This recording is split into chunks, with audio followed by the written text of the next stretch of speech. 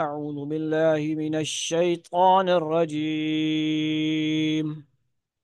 بسم الله الرحمن الرحيم.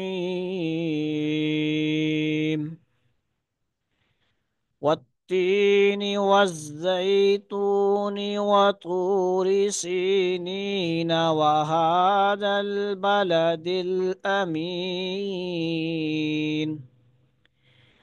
لقد خلقنا الإنسان في أحسن تقويم ثم رددناه أسفل سافلين إلا الذين آمنوا وعملوا الصالحات فلهم أجر غير ممنون.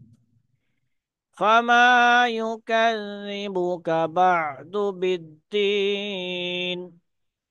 أليس الله بأحكم الحاكمين؟